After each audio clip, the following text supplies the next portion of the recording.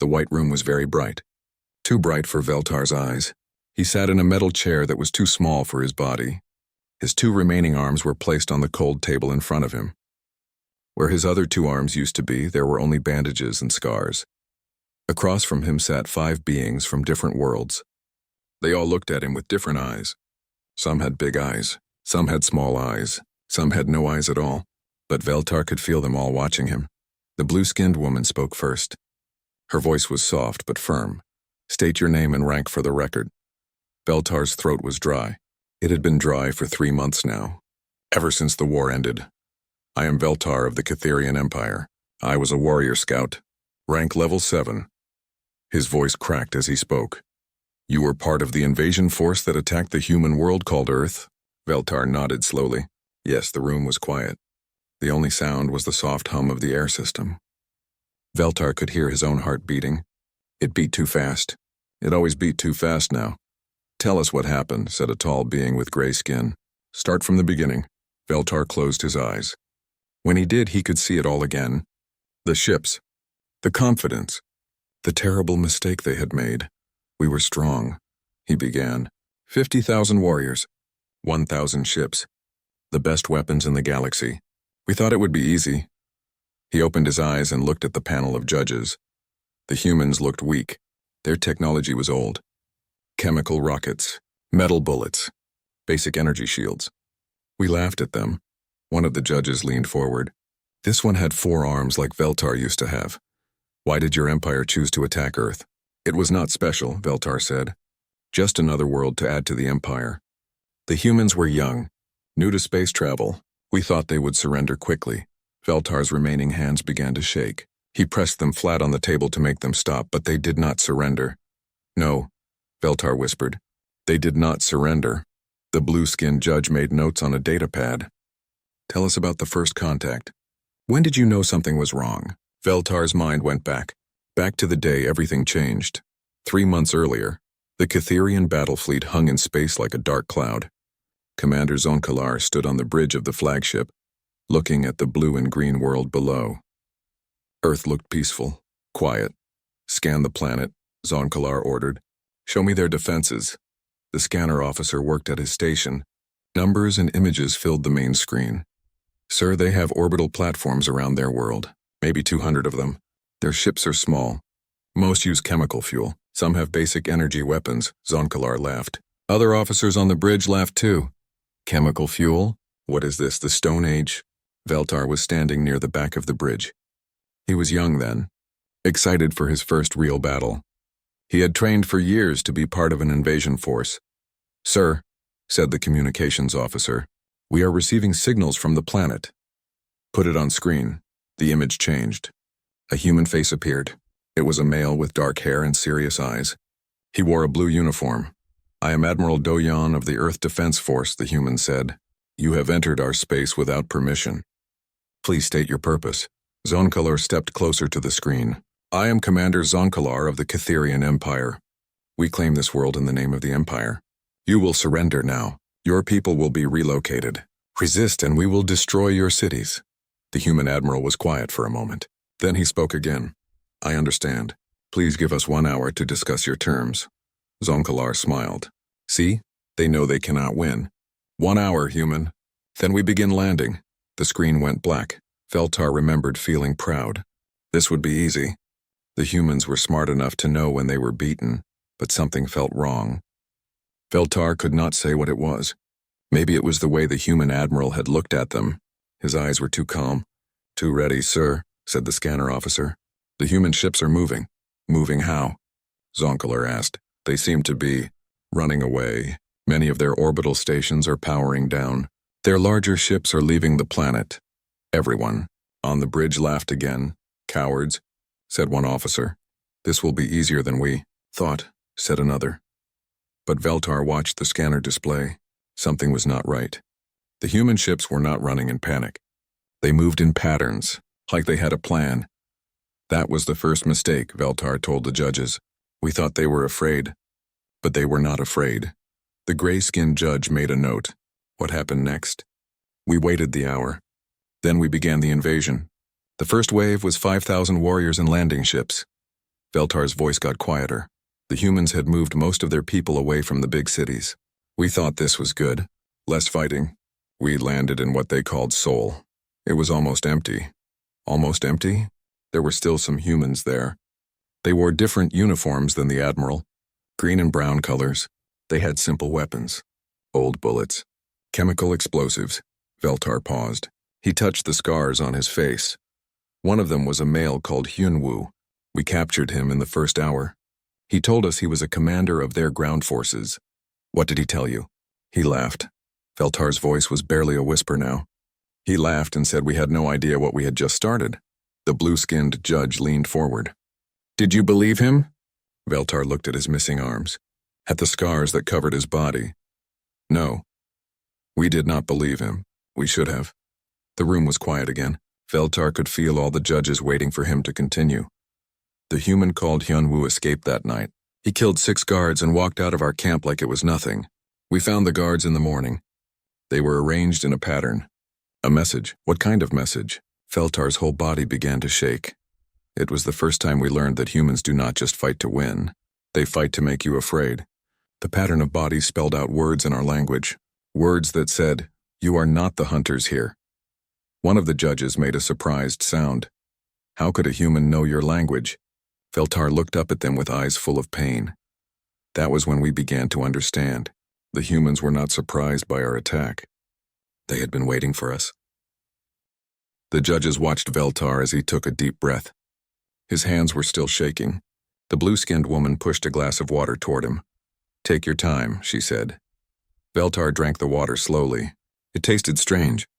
Everything tasted strange now. "You said the humans were waiting for you," said the tall gray judge. "What happened after the human commander escaped?" Veltar set down the glass. His mind went back to those terrible days. We thought it was just one lucky human. Commander Zonkalar ordered more landings. We sent 10,000 more warriors to the surface. The second day of the invasion, Veltar was part of the third wave of landing ships. He could see Seoul below as they came down through the clouds. Smoke was rising from several areas of the city. "Looks like some fighting," said Kavran, the warrior sitting next to Veltar. "Good," Veltar replied. "I want to see these humans fight." Their landing ship touched down in a large open area near tall buildings.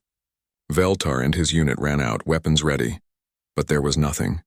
No humans, no shooting, just empty streets and quiet buildings. "This is weird," said Kavran. Veltar agreed. In every other invasion, there were crowds of scared civilians. There were soldiers trying to fight. There were sirens and noise and chaos. Here, there was just silence. "Unit 7, move to the government building," came the order through their communication devices. "Secure the area." Veltar's unit jogged through the empty streets. Their boots made loud sounds on the hard ground. The sound echoed off the tall buildings. "Sir," said one of the younger warriors, "this feels like a trap."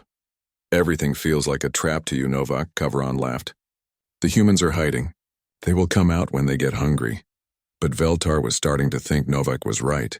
The empty city felt wrong, like something was watching them. They reached the government building. It was tall and made of glass and metal. The front doors were wide open. "See?" said Kavran. They left the doors open for us. How nice, the unit walked inside. The building was empty too, but it was not damaged. Everything looked normal. There were still papers on desks. There were still pictures on walls. There were still food containers in what looked like eating areas. "They left in a hurry," said Novak.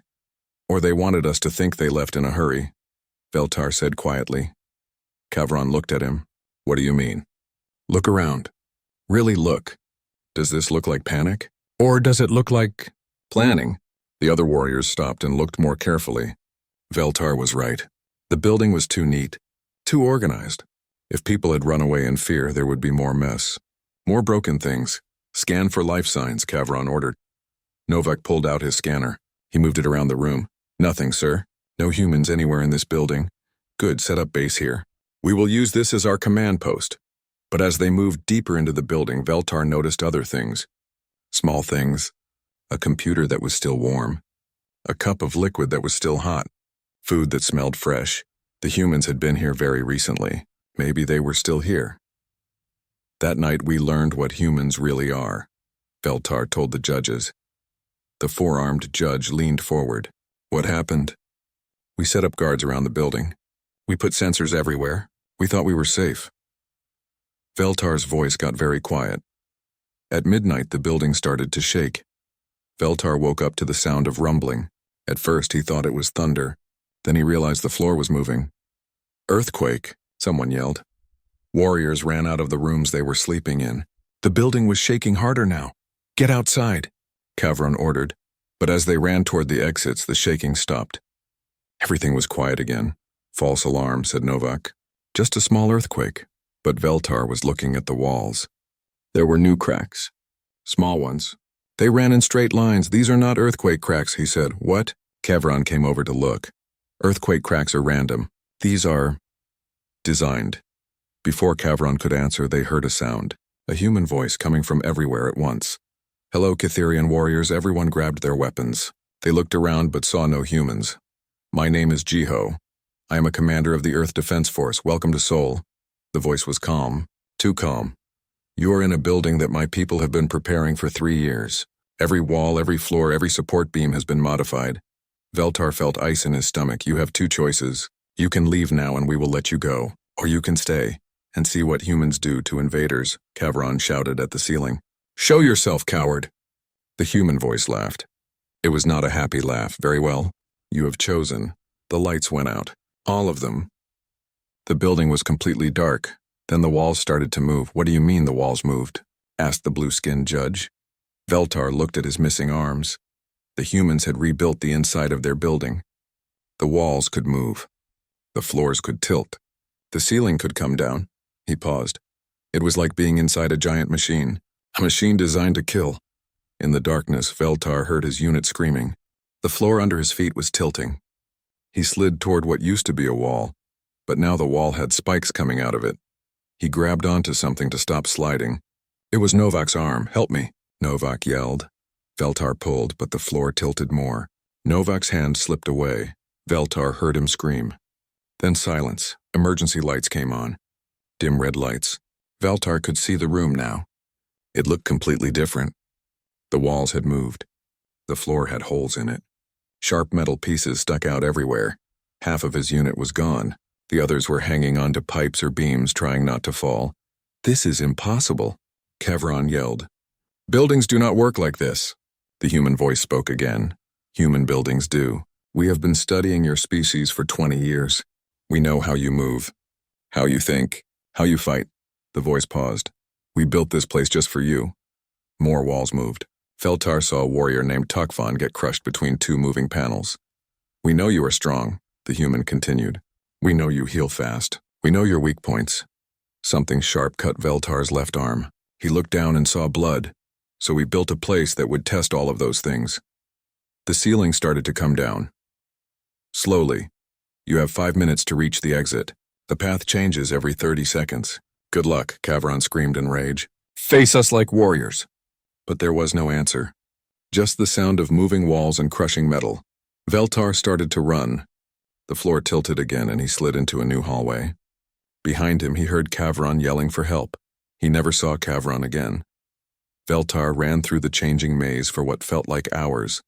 Every time he thought he found the exit, the walls moved and he had to find a new path. Sharp things cut him. Heavy things tried to crush him. The floor tried to drop him into pits full of spikes. Finally, he saw real light, sunlight from outside. He ran toward it as fast as he could. Just as he reached the door, something grabbed his arm. His upper left arm, pain shot through his body. He looked back and saw a metal claw had caught him. He pulled as hard as he could. The claw held tight. Behind him, the ceiling was almost touching the floor. Veltar made a choice. He pulled harder. The claw cut through his arm. He fell out of the building just as it collapsed completely. When he looked back, the building was just a pile of broken metal and stone, like it had been destroyed by bombs. But Veltar knew the truth. The humans had made it destroy itself. Out of 50 warriors who entered that building, Veltar told the judges, only 3 came out alive. The room was very quiet. And that was just the first day. The gray judge looked at his notes. How many buildings like this did the humans have? Veltar's laugh was bitter and sad. We thought it was just one, a trap for the unlucky. He looked at each judge. We were wrong. Every building in every human city was a trap. Every street, every bridge, every tunnel. He paused. The humans had turned their entire world into a weapon. The judges stared at Veltar in silence. The blue-skinned woman was the first to speak. You said every building was a weapon. How is that possible?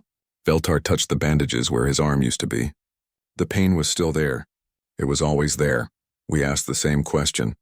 Commander Zonkalar called for reinforcements. 20,000 more warriors came down from the ships. He closed his eyes. That was when we learned what hunting really means. Day 5 of the invasion, Veltar was part of a new unit now. Most of his old unit was dead. The 3 survivors had been split up and put with other warriors. His new commander was Bakhtar, an old soldier who had fought in many wars. Forget about the buildings, Bakhtar told the unit. We stay in the open. We hunt the humans in the streets and parks. It sounded like a good plan. In open spaces, the Catherian warriors had advantages. They were stronger than humans. They were faster. They had better weapons. Remember, Bakhtar said, humans are weak. They need to hide and use tricks. In a fair fight, we always win. Veltar wanted to believe this, but he kept thinking about the human voice in the building. So calm. So ready? The unit moved through the city in hunting formation. 12 warriors spread out but close enough to help each other. They found signs of humans everywhere. Fresh food, warm fires, footprints in the dirt. They were just here, said Gorth, one of the younger warriors. Good, said Bakhtar. We are getting close. But as they followed the signs, Veltar noticed something strange. The footprints were too easy to see. The food was left in places where anyone would find it. Sir, Veltar said, I think we are being led somewhere. Led where? Bakhtar asked. Before Veltar could answer, they heard a sound. A human voice singing. It was a female voice, soft and pretty. The song had no words, just a melody. There. Gorth pointed to a small building ahead. The singing is coming from there. The unit moved toward the building. It was different from the others. Smaller, made of wood instead of metal and glass. The singing continued. It sounded sad and lonely. Just one human, Bakhtar whispered. Probably a female who got left behind. They surrounded the building. Bakhtar kicked in the door. Inside, they saw a young human female sitting by a window. She had long dark hair and was wearing simple clothes. She looked up at them with big eyes. Please, she said in broken Catherian language. Please not hurt me. Bakhtar lowered his weapon. See? Just a scared civilian. But Veltar was looking at her eyes. They were not scared. They were calculating. Sir, he said quietly. Something is wrong. What is wrong? Bakhtar asked. She is just one small human. The human female stood up slowly. She was very small compared to the Catherian warriors. She looked helpless. I am Sora, she said. I am doctor. I help people. She pointed to a bag on the floor. I have medicine. For hurt people. Bakhtar nodded. Good, you will come with us. You will help our wounded. Sora smiled. Yes, I help. She picked up her bag and walked toward them. As she passed Veltar, she looked at him. For just a second, her eyes changed. They became hard, cold, like a predator looking at prey. The human female was a trap? Asked the four-armed judge. Veltar nodded slowly. The biggest trap of all. The unit brought Sora back to their camp. She was quiet and seemed afraid. She answered questions with short words and kept her eyes down. Bakhtar put her in the medical tent with the wounded warriors. Fix them, he ordered. Sora nodded and started working. She cleaned wounds and gave medicine to the hurt warriors. She worked quickly and knew what she was doing, see? Bakhtar said to Veltar. Just a harmless doctor. But Veltar watched her carefully. There was something about the way she moved. Too confident. Too sure of what she was doing. That night, 3 warriors died in the medical tent. Infections, Sora explained. Very bad wounds. I could not save them. Bakhtar was angry, but he believed her. The next night, 2 more warriors died. The infection is spreading, Sora said. I need different medicine. She showed them a list of things she needed. Medical supplies with long names that the Catherians did not understand. Get her what she needs, Bakhtar ordered. But Veltar was thinking. 5 warriors had died in 2 days. All of them had been treated by Sora. All of them had been getting better before they died. On the 3rd night, Veltar pretended to sleep. But he watched the medical tent. At midnight, Sora came out. She looked around to make sure no one was watching. Then she pulled a small device from her bag. She spoke into the device very quietly. Veltar could not hear the words, but he could see her lips moving. She was reporting to someone. When she finished, she put the device away and went back into the tent. Veltar waited until morning. Then he told Bakthar what he had seen. "Impossible," Bakthar said. "She is just a doctor. Then why are our warriors dying?" Before Bakthar could answer, screams came from the medical tent. They ran inside and found chaos. The wounded warriors were on the floor, twisting in pain. Their skin was turning strange colors. Sora was standing in the middle of it all, no longer looking small and scared. She was smiling. "You want to know what humans really are?" she said in perfect Kitherian language. Her voice was different now, strong, confident. "We are the species that learn to kill with kindness." She held up a small bottle. "This medicine I gave your warriors, it does not heal infections. It creates them. Very special infections, made just for Kitherian biology." Bakthar raised his weapon, but Sora was faster. She threw the bottle at him. It broke on his chest. 24 hours, she said as Bakthar started to scratch at his skin. "That is how long you have." She walked toward the tent exit. "My name is not Sora. It is Captain Yejin of the Earth Biological Warfare Division. We have been studying your species for 15 years. She paused at the tent opening. "Did you know that Kitherian immune systems cannot fight Earth bacteria if we change them just a little bit?" Veltar tried to move toward her, but his legs felt weak. He looked down and saw red spots on his arms. "Sweet dreams," Yejin said. Then she was gone. "Biological warfare," the gray judge said quietly. "Using medicine as a weapon." 12 warriors died that night, Veltar said, including Bakthar. "I only survived because I had not been wounded. I had not needed her medicine." The blue-skinned woman made notes. "What happened to this human?" "This Yejin?"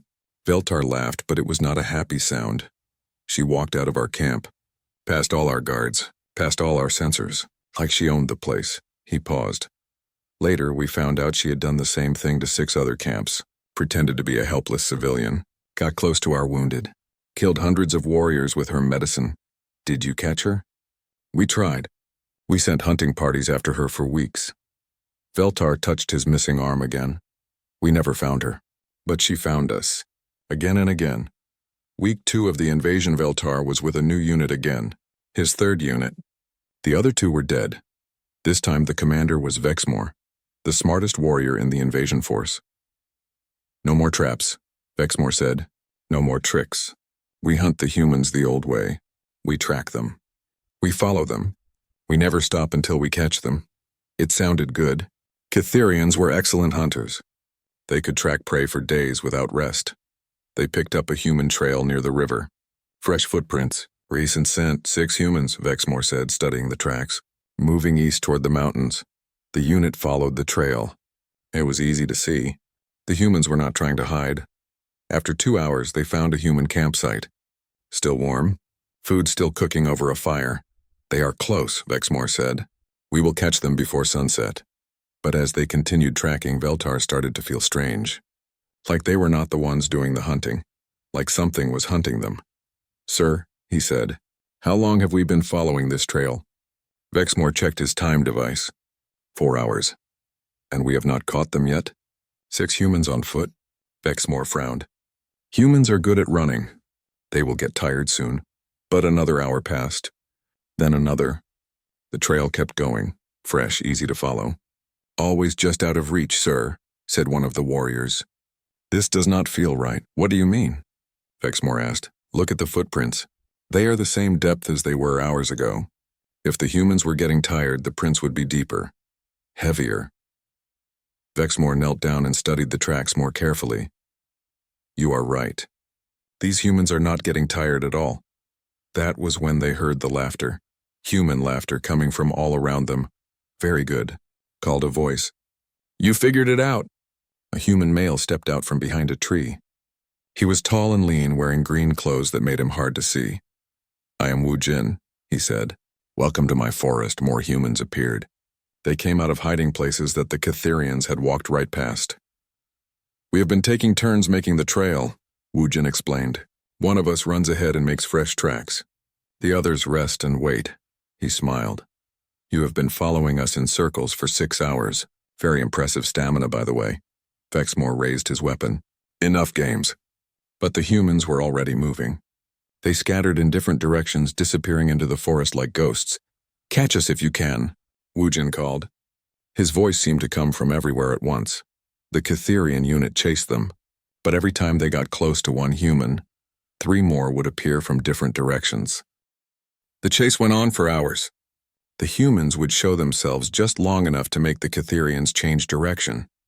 Then they would vanish again. By nightfall, the Catherian unit was exhausted. They had been running for 10 hours straight. We need to rest, panted one of the warriors. But Vexmore shook his head. No, we keep hunting. We do not give up, sir, Veltar said. Maybe we should. He never finished the sentence. Something hit him in the back of the head. Hard. As he fell, he saw the other warriors falling too. The humans had snuck up behind them while they were talking. The last thing Veltar saw before everything went black was Woojin standing over him. Persistence hunting, Woojin said quietly. Humans invented it 2 million years ago. We are very, very good at it. When I woke up, Veltar told the judges, I was tied to a tree. My unit was gone. All of them. Dead? I do not know. The human called Woojin was sitting by a fire, cooking food. Veltar's voice became very quiet. He offered to share his meal with me. The judges leaned forward. They wanted to know what happened next. The human offered you food? Asked the blue-skinned woman. Veltar nodded. Hot soup? It smelled good. I had not eaten in 2 days. Did you take it? I was tied to a tree. I thought he was going to poison me like the doctor did to my unit. Veltar's voice became very quiet. But Woojin just sat there eating. He did not try to hurt me. He did not ask questions. He just talked. The forest at night, Woojin sat by the fire, stirring his soup. The flames made dancing shadows on his face. You know, he said in perfect Catherian language, this is not the first time aliens have tried to invade Earth. Veltar said nothing. He was waiting for the human to kill him. 50 years ago, we had visitors from a place called Zentari Prime. They wanted to take our water. Woojin took a sip of soup. They were very polite about it. Said they would give us new technology in exchange. Better weapons, faster ships. He looked at Veltar. We said no. They tried to take the water anyway. What happened to them? Veltar found himself asking. Woojin smiled, but it was not a happy smile. What do you think happened?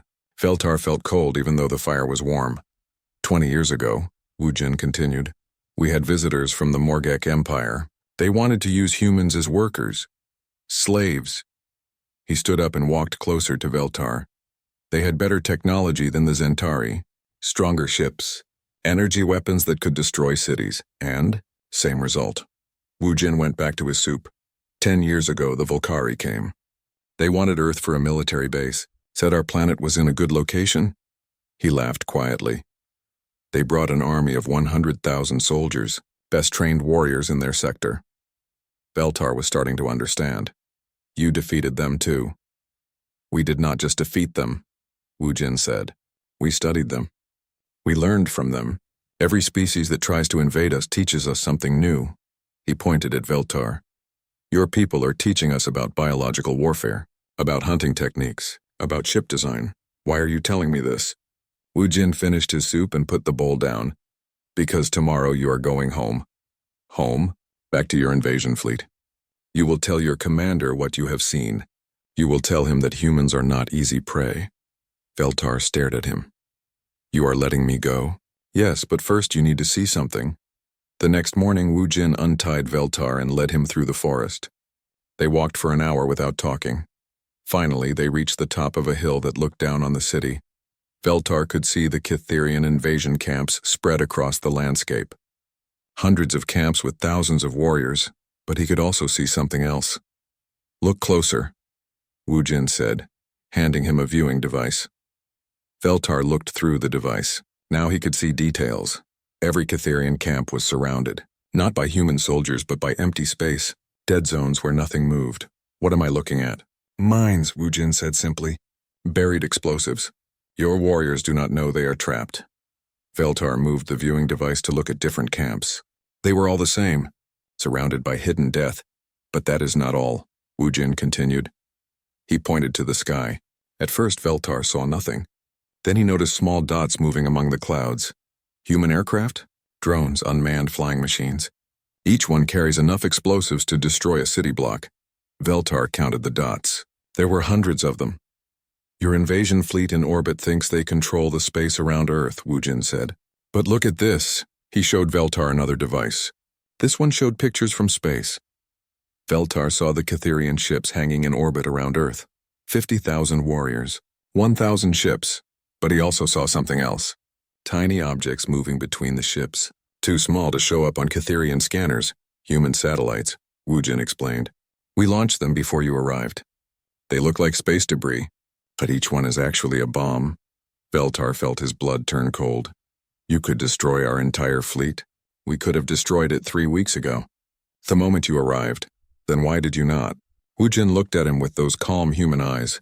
Because we do not just want to win. We want to learn. Every day your people stay here, we learn more about Catherian technology, about your weapons, about your weaknesses. He paused. When you leave, we will be ready for the next Catherian fleet. And the one after that. And the one after that. The human was using your entire invasion as a training exercise? Asked the four-armed judge. Yes, Veltar said. We thought we were the hunters, but we were the prey. We were lab animals, the gray judge made notes. What happened when you returned to your fleet? I told Commander Zonkalar everything. About the traps. About the humans studying us. About the bombs in space. Did he believe you? Veltar's laugh was bitter. He said I had been broken by capture. That humans had filled my head with lies. The Catherian flagship Commander Zonkalar paced back and forth in his command room. Other officers watched from the sides. Impossible, Zonkalar said. Humans do not have that kind of technology. Sir, Veltar said carefully, I saw it with my own eyes. You saw what they wanted you to see. It was all fake. Tricks to make you afraid. But even as Zonkalar spoke, reports were coming in from the surface. More camps had been attacked. More warriors were missing. The humans were not just defending anymore. They were attacking. Sir, said the communications officer, we are receiving a message from Earth. Put it on screen. A human appeared on the main display. It was a female with short hair and a military uniform. I am Admiral Dayun of the Earth Defense Force, she said. I have a message for Commander Zonkalar. Zonkalar stepped forward. I am listening, human. Your invasion has failed. Your warriors are surrounded. Your ships are targeted. You have one choice, she paused. Leave now and take your survivors with you. Stay and we will destroy everything. You dare threaten the Catherian Empire? The human admiral smiled. We are not threatening you. We are educating you. The screen changed. Now it showed video from the surface. Catherian camps exploding. Warriors running in panic. Ships falling from the sky in flames. This is happening right now, Admiral Dayun said. While we talk, your invasion force is being eliminated. Zonkalar looked at his officers. They were all staring at the screen in shock. But we have not detected any attacks, one of them whispered. Because we attack in ways you do not expect, the Admiral replied. We turn your own technology against you. We use your tactics better than you do. The screen showed more destruction. A Catherian landing ship tearing itself apart as its own engines exploded. How? Zonkalar asked. Your engineer, Dokmar, has been working for us for 3 days. He thinks he is repairing your ships. Actually, he is sabotaging them. Veltar felt ice in his stomach. Dokmar was one of their best engineers. If he was working for the humans, impossible. Dokmar would never betray the Empire. Admiral Dayun held up a small device. Dokmar thinks his family is being held prisoner by human forces.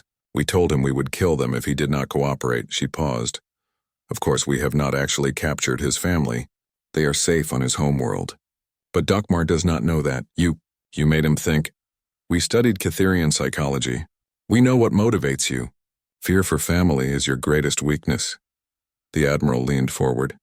We used the same technique on 12 other engineers, 15 pilots, 20 communications officers. Zonkalar sank into his command chair. You turned our own people against us. We gave them a choice. Help us or watch their families die. Most chose to help. The screen showed the final piece of evidence. Catherian ships in orbit slowly drifting away from Earth. Your fleet is already retreating, Admiral Dayun said. Half of your ship commanders have received orders to leave. Orders they think came from you. Zonkalar looked at his communications officer. Did I give any retreat orders? No, sir, but the orders have your personal codes, your voice patterns, your command style. Admiral Daun smiled again. We have been listening to your communications for 3 weeks. We can copy your voice perfectly. We can fake your codes. She stood up. Your invasion is over, Commander Zonkalar. The only question now is how many of your people you want to save. That was the end, Veltar told the judges. Admiral Daun gave us 24 hours to leave Earth space.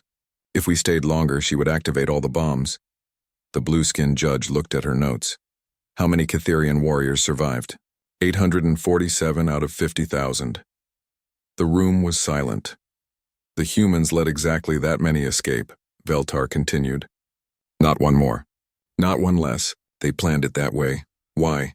Veltar looked at each judge with haunted eyes. So we could tell the rest of the galaxy what humans really are. He leaned forward. We were not defeated by superior technology. We were defeated by superior thinking. The humans knew what we would do before we did it. And now? Now the Catherian Empire warns all species to stay away from Earth. We have marked it as forbidden space. Veltar touched his missing arms. But I fear it is too late. The humans have learned about all of us, and they are coming. The judges sat in shocked silence. Veltar's story was finished, but the weight of his words filled the room like a heavy blanket. The blue-skinned woman spoke first. Her voice was shaky. You said the humans are coming. What do you mean? Veltar looked at his bandaged arms. 3 months had passed since the failed invasion. 3 months of nightmares and questions. 2 weeks after we returned home, he said quietly, we received a visitor. The four-armed judge leaned forward. What kind of visitor? A human. Catherian homeworld. 2 weeks after the invasion, Veltar was in a medical facility, learning to live with only 2 arms. The doctor said his wounds were healing well, but Veltar knew some wounds never heal. He was sitting by a window, looking at the purple sky of his homeworld. When the alarm started, unknown ship approaching, came the announcement. All defensive systems activate. Veltar limped to the window and looked up. A small ship was coming down through the atmosphere. It was not Catherian. It was sleek and white with strange markings on its sides. Human ship, he whispered. The ship landed in the medical facility's parking area. Guards surrounded it immediately, weapons ready, but the ship's door opened peacefully. A single human stepped out.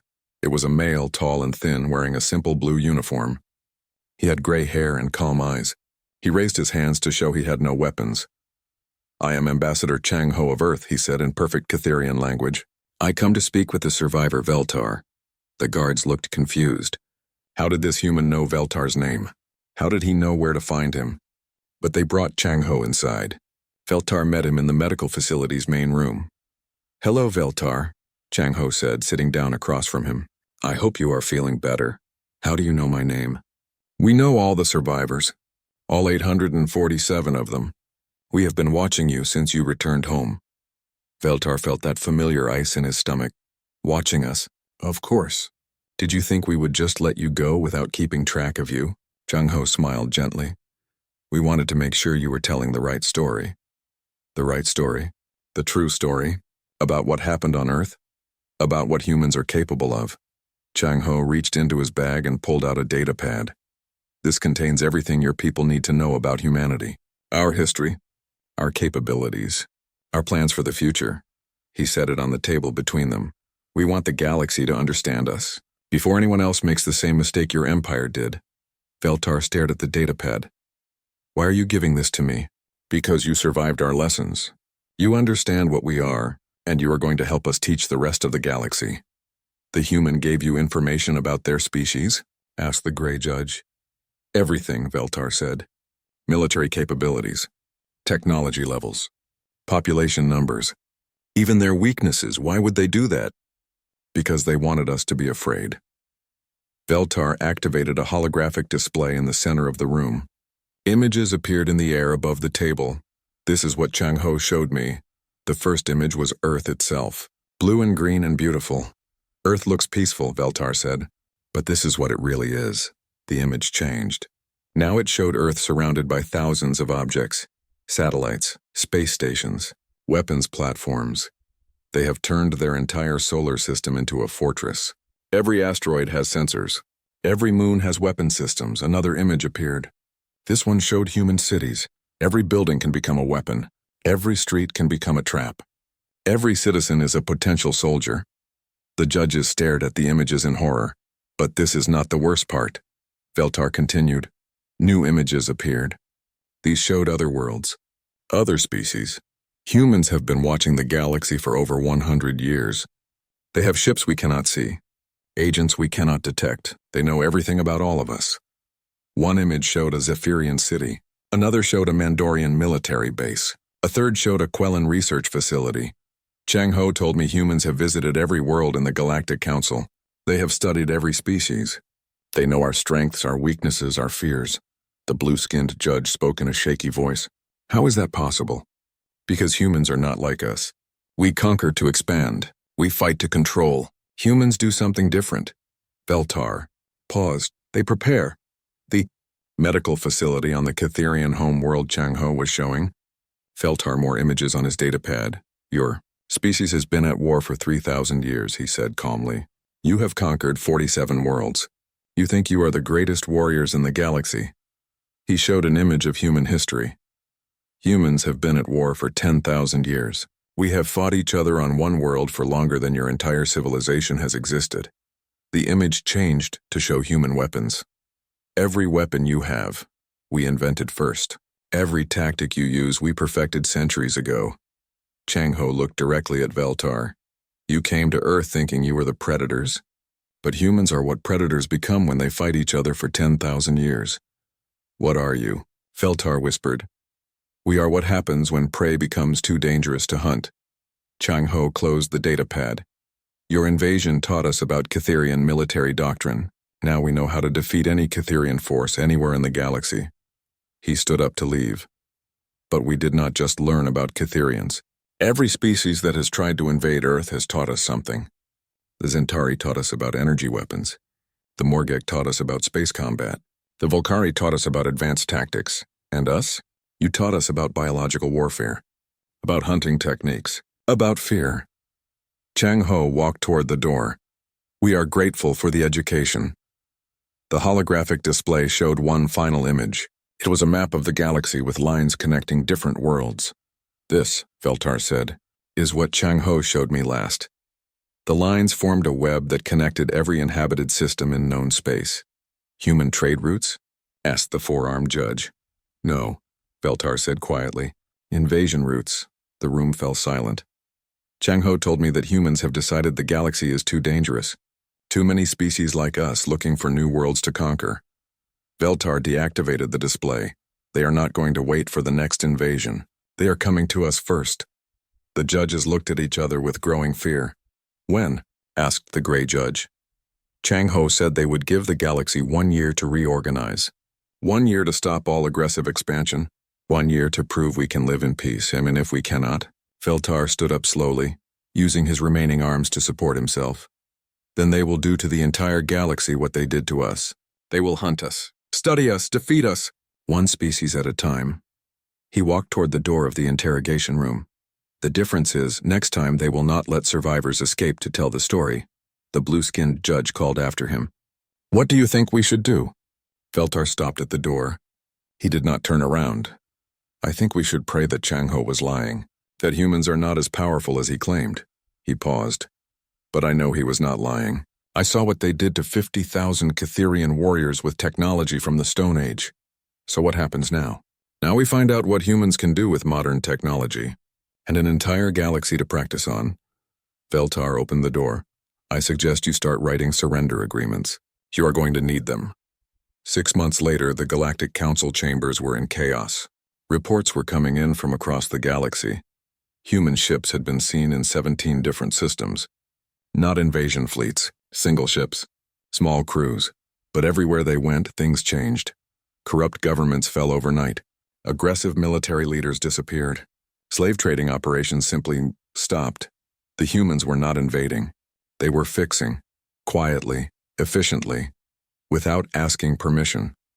On his homeworld, Veltar watched the news reports with growing dread. The humans had kept their promise.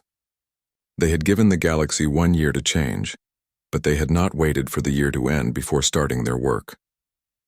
A message arrived at Veltar's door. It was from Earth. "Dear Veltar," it said in perfect Catherian script, "thank you for your testimony to the Galactic Council. Your warning helped many species prepare for what is coming. We wanted you to know that your homeworld has been selected for peaceful integration. No military action will be necessary. We look forward to working with the Catherian people. Your friend, Ambassador Chang Ho." Veltar crumpled the message and threw it away. Then he packed his belongings and left his homeworld forever. He had survived one encounter with humans.